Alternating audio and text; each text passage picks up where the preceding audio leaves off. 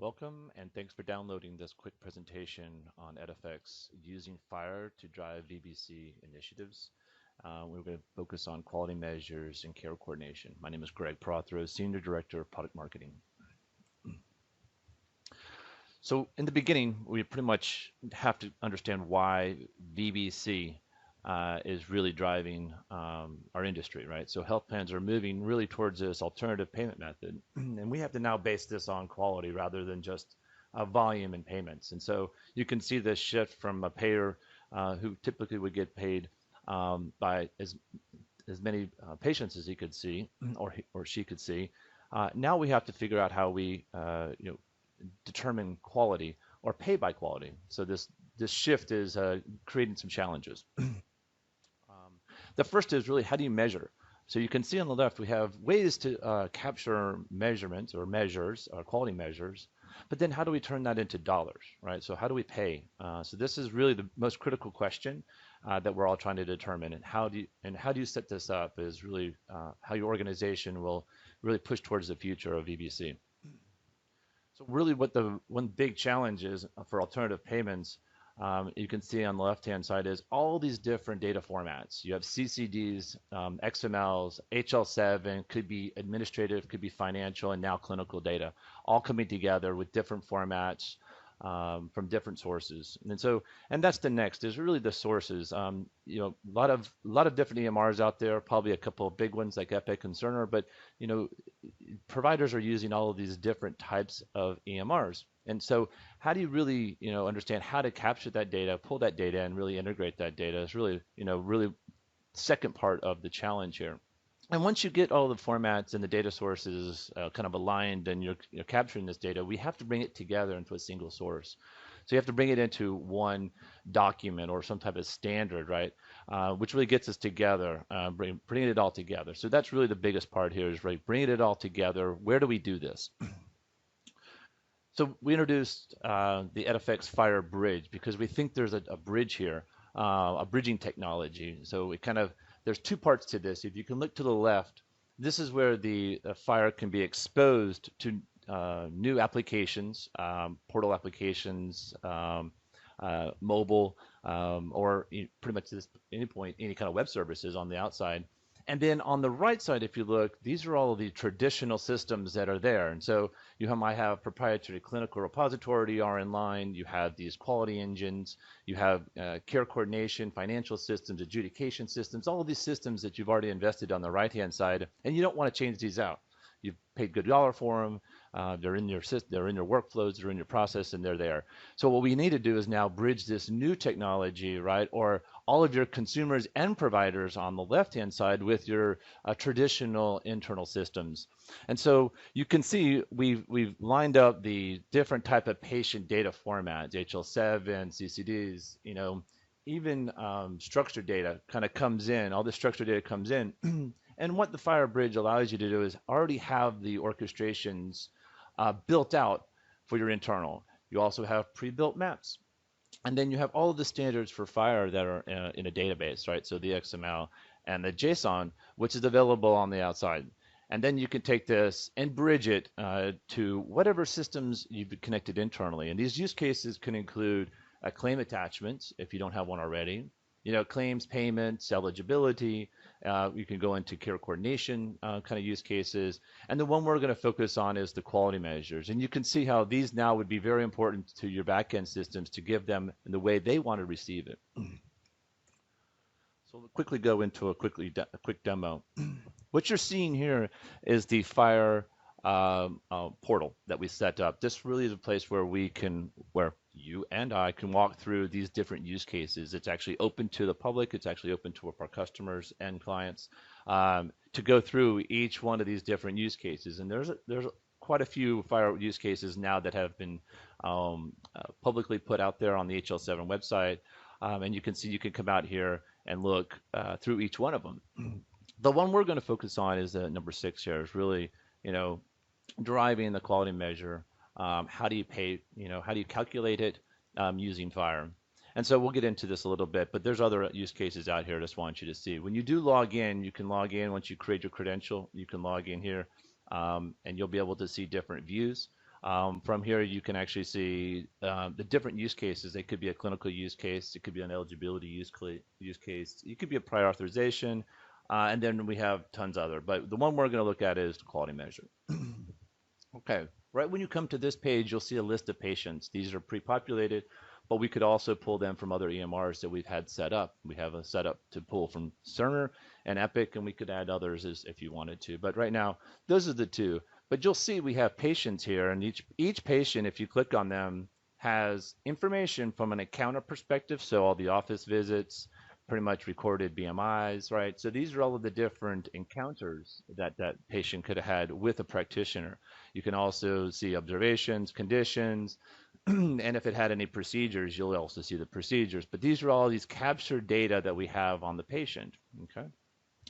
So if we were to go over to the provider, now we have the providers that all those patients have gone to. So we have Dr. James Jones, Jane Smith, Dr. Jane Smith, and then Dr. Melanie Fox. And you see, these are just three of them. There are a ton in here, but and then we move over to the right. You'll see different measures. We have 4 here.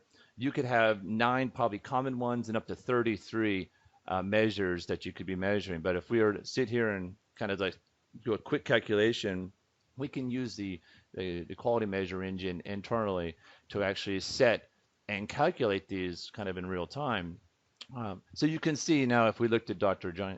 Jones, James Jones, so he has a BMI measure, he has hemoglobin control, breast cancer, and then we're going to kind of focus on this high blood pressure one. So if you see, if I was to actually dig down into this a little bit, how we kind of calculated it.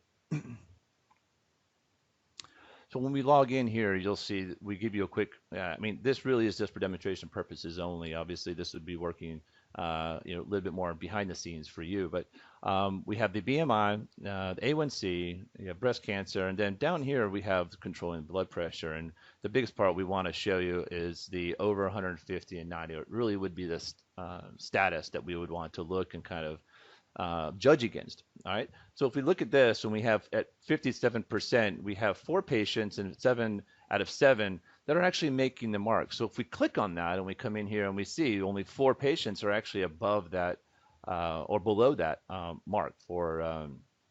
So if we click on one of these, we see Victoria, and you'll see that her measures are actually below that. Okay. So if we go back to provider management, we go back in here and we can actually look at the all of their patients again. And then I can click on here. All right. We can also now unclear these, and I want to bring in another member. So like I said, we can go in and using FHIR, we can actually connect to any EMR. All right. And now you can see a list of patients that we've used a FHIR open server from Cerner and brought in new patients into this mix. So if I look at Jeremy Smart and I can actually import that patient, you'll see now Jeremy Smart is now within our population that we can look at. And now if I was to look at Jeremy Smart's encounters, you'll also see that I have a blood pressure here that's over 160. That's pretty bad. So hopefully we can calculate that. And unfortunately, that's going to be a hit against Dr. James. But let's see if we can now go into the provider management. Looking under Dr. James, we can recalculate his high blood pressure quality measure. So if we go in here and click on measures,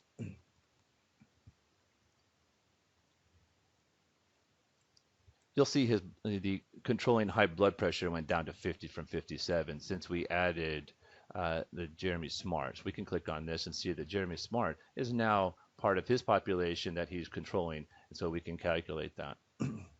All right, so if we go in the back end, I just want to make sure that you understand that there is a FHIR component to this. So if we look on the back, you'll have all the XML where you can actually pull and look at the generated XML. And you can pull the information it's from, the identifiers, all the information about this patient to help measure, create that measurement. Okay. So if we go back into here, we can actually see the practitioner. You can get the measures. We also have the ability to look at all the action logs. So you see this wasn't just done in outside, but you can actually look at the action log to see everything that's been going on within the thing. So you can see at the top, we've actually looked at all of the different things that are happening. I'll get down to the actual right one. So you can see all of the different requests that we're making. So when you do test, you can actually look at the action log to see what's happening, so you can actually do back and forth troubleshooting and testing. So let's get back. I guess we'll go back into the PowerPoint now.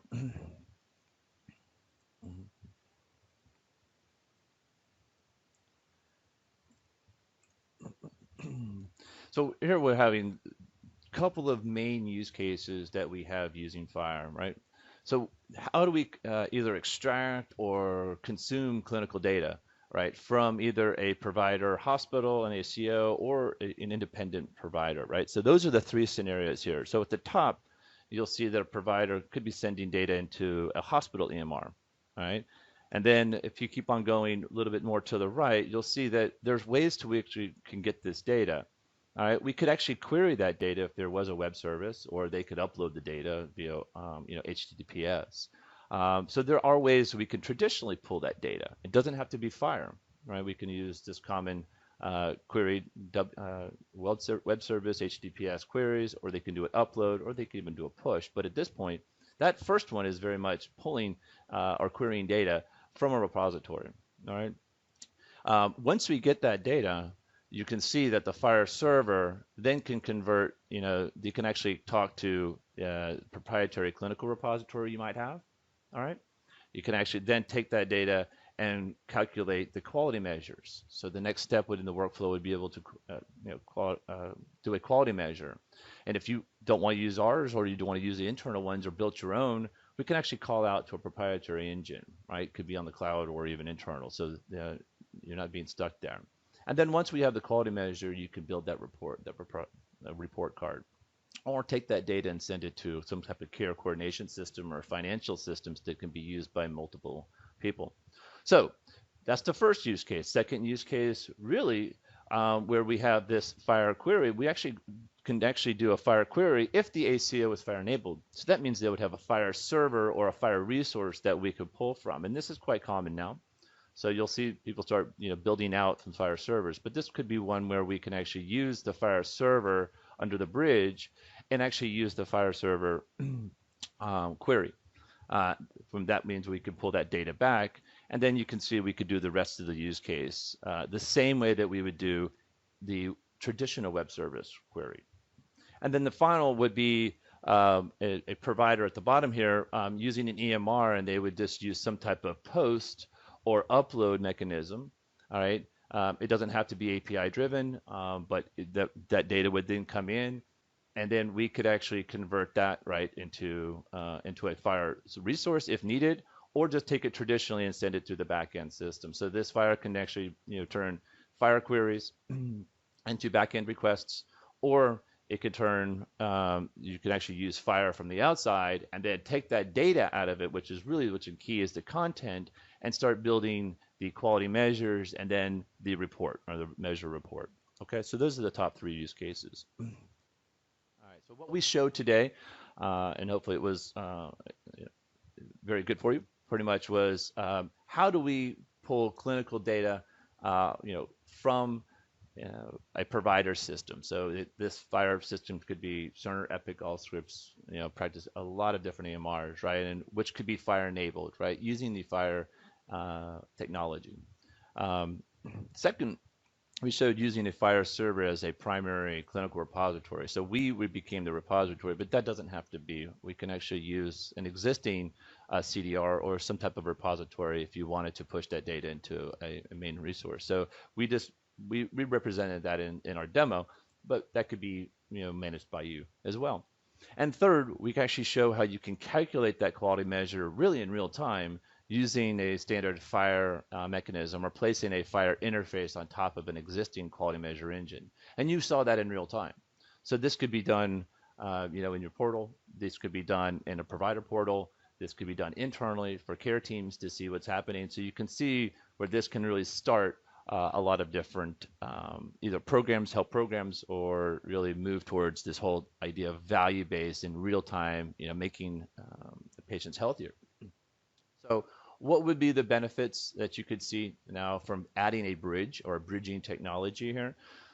It's a rapid and cost-effective adoption. So there's really out of the box, really no prior knowledge is really needed from your team. And it includes the FHIR server itself if you don't have one already. So it actually gets you a kind of accelerated start onto FHIR. So you don't have to be the lagger, if you will, in adoption of this new technology or new standard. Second, it could give you a competitive advantage, right? By enhancing new consumer products, getting new ways out to your consumers and your providers, right? They could actually use this as well. We actually have the reusable maps already built for your internal systems, right? We can do the mapping and correlation, and we know the common formats and transactions. So just by introducing FHIR as an enabler, doesn't just get you, hey, I have FHIR now, I can be able to do everything. But by using FHIR, it's an enabler, but does still have to be mapped to traditional workflows and to traditional processes internal. And then finally, this is an out-of-the-box reference orchestration. So we'll come in and actually do the whole thing within the bridge. So we have the business scenarios already set up, as you can see. We focused on the quality measures, but as you well see, there's also care coordination processes we could do. Attachments is possible with FHIR now, and even the traditional administration and financial use cases are all available now to enable with FHIR. So what comes within the bridge? It is a packaged solution. It includes the FHIR server. It doesn't have to include the FHIR server, very flexible there, but it is a really jump start into development. Second, all the orchestrations, all of the internal mapping and all the internal kind of workflows, if you will, from a standpoint of traditional data movement are there. We've been doing this for over 20 years with our payer customers already. We already know how to move the data, validate the data, and map the data. So all of those maps are there for our users. Okay, and then finally the standards database. So FHIR is it's always been adapted. Hopefully the first one will be mandated or coming out actually as a standard. So we'll have a V3, potentially a VX soon. But there'll be updates, right? We'll continue to update ours as those updates, but we also have all of the standards, HL7, CCD, X12, already loaded into this, so you can use them.